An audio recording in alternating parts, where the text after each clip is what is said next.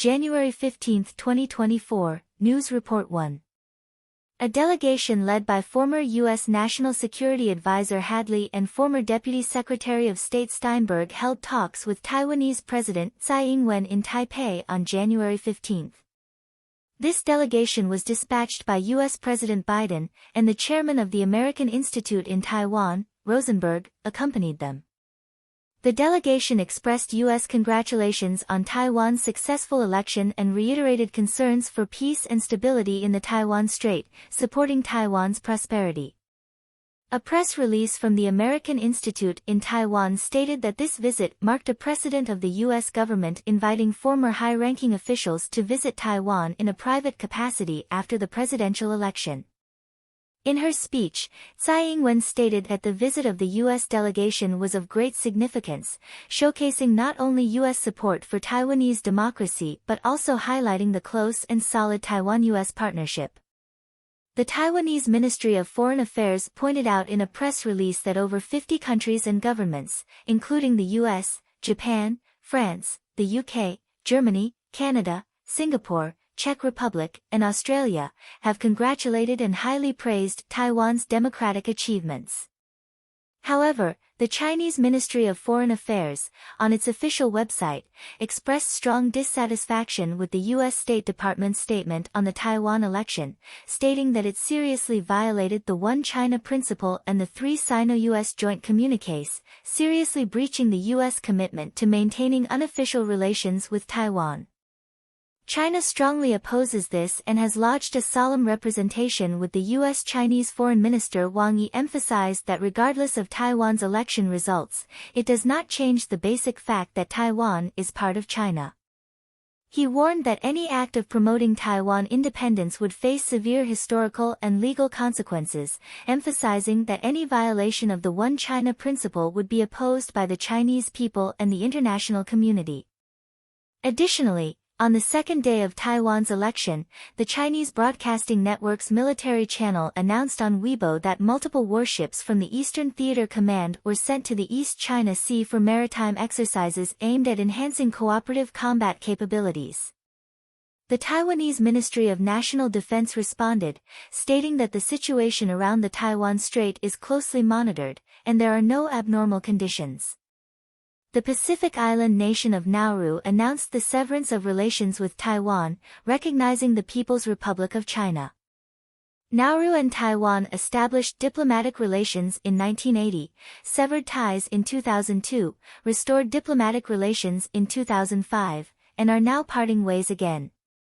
In response to China's approach to the new Taiwan government, diplomatic relations have been compressed, reducing Taiwan's international space.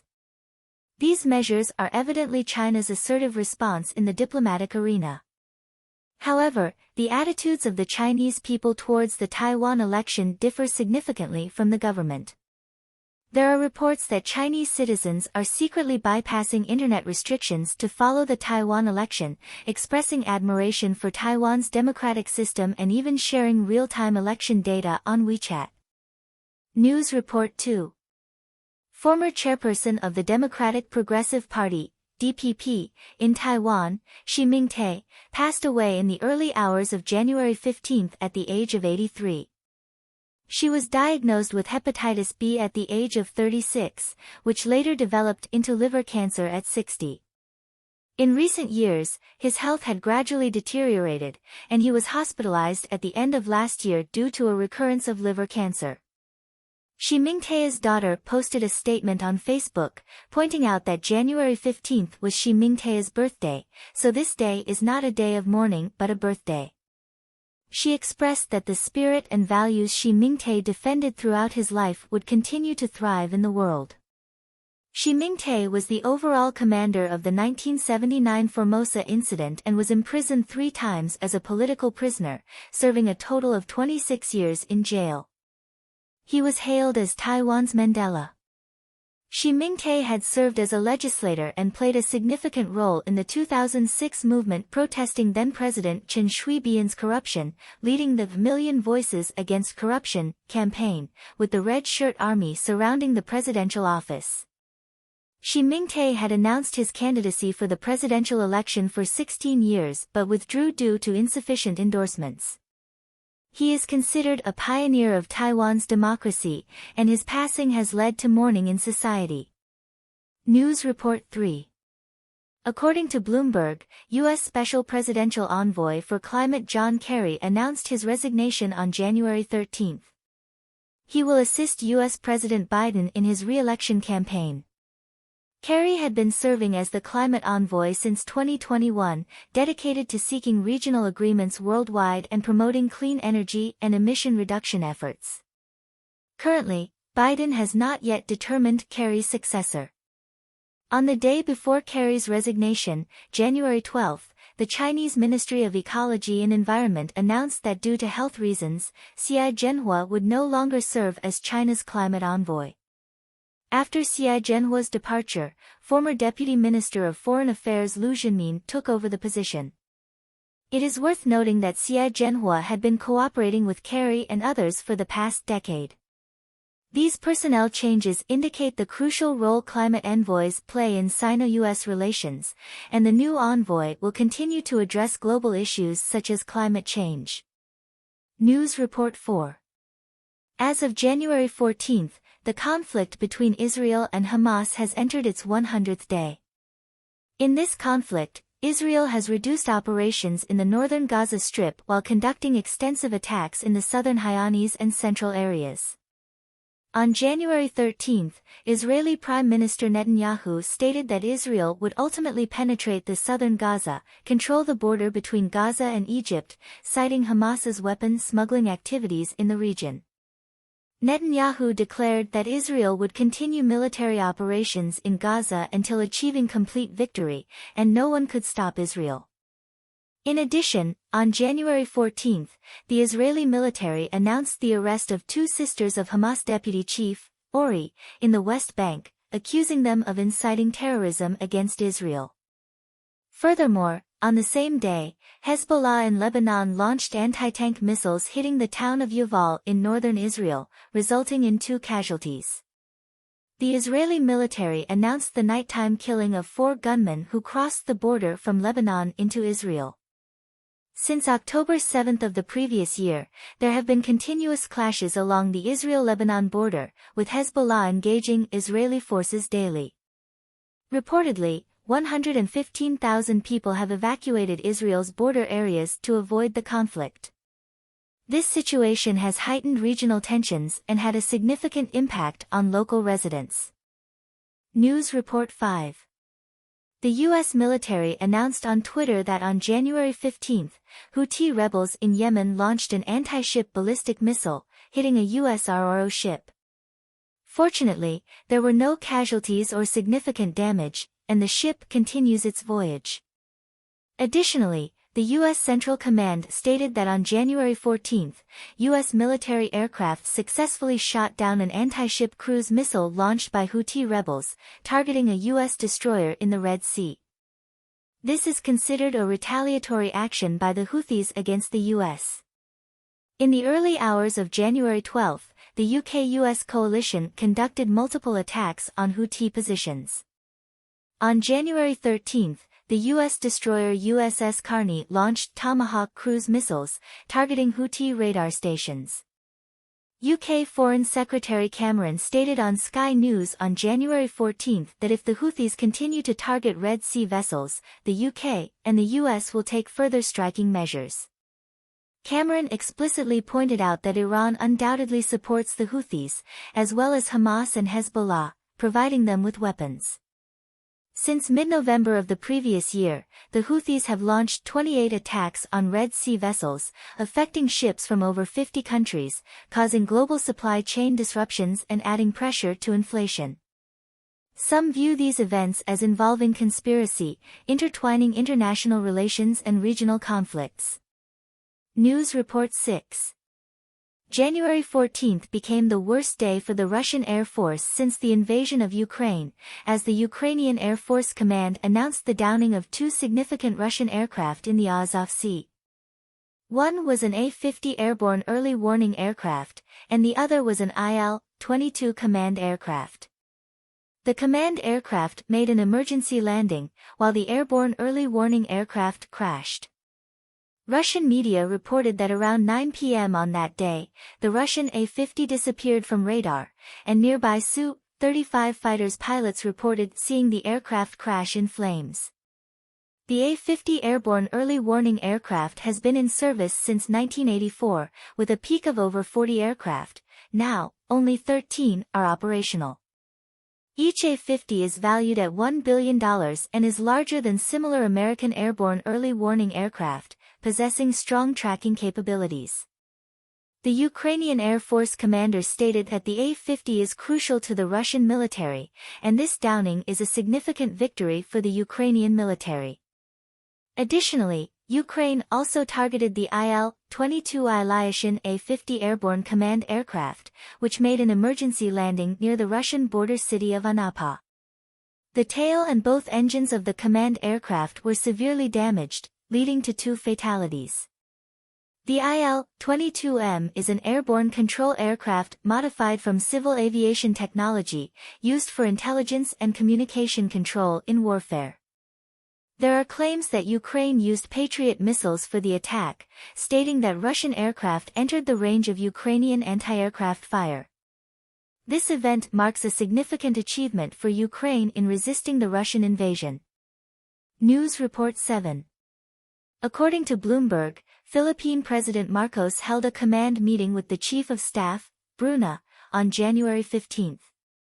Bruna, in a statement to reporters after the meeting, revealed that the Philippines plans to develop 9 islands, including Renai Reef and Zhongya Island, as forward bases.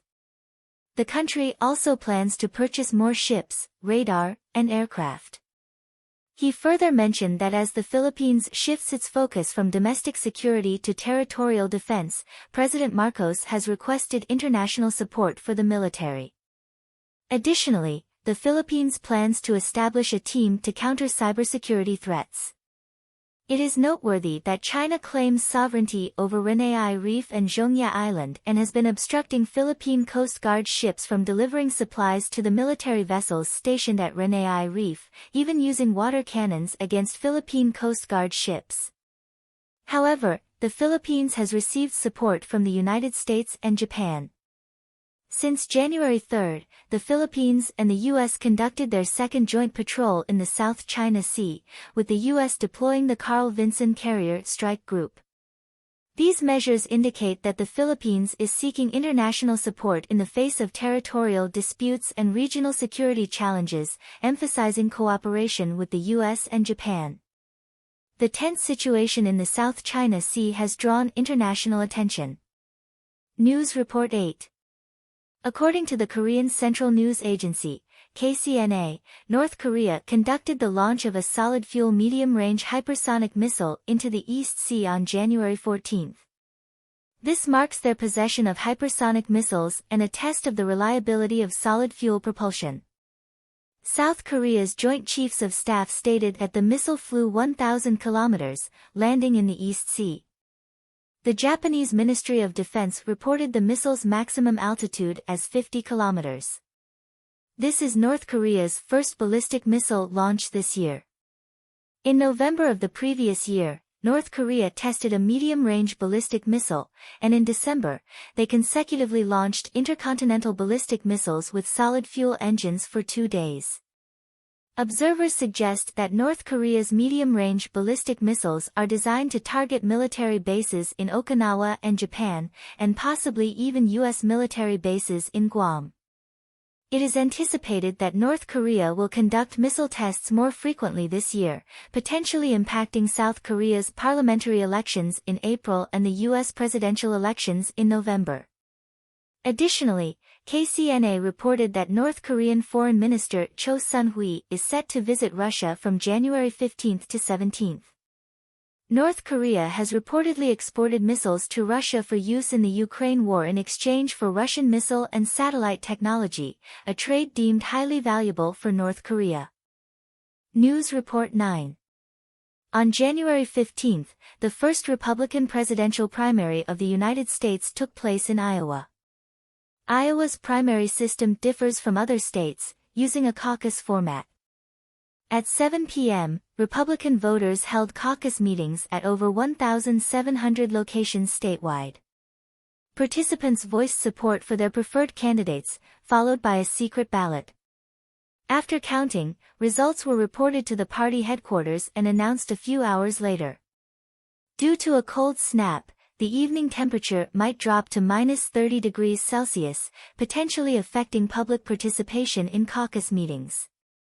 CNN, CBS, and YouGov polls conducted from January 10 to 12 showed that Trump had a 48% approval rating in Iowa, leading other candidates. Nikki Haley, the U.S. ambassador to the United Nations, ranked second with a 20% approval rating, and Florida Governor DeSantis ranked third with a 16% approval rating. Furthermore, AFP reported that bipartisan leaders in the U.S. Congress reached a short-term spending agreement on January 13, ensuring government operations until early March.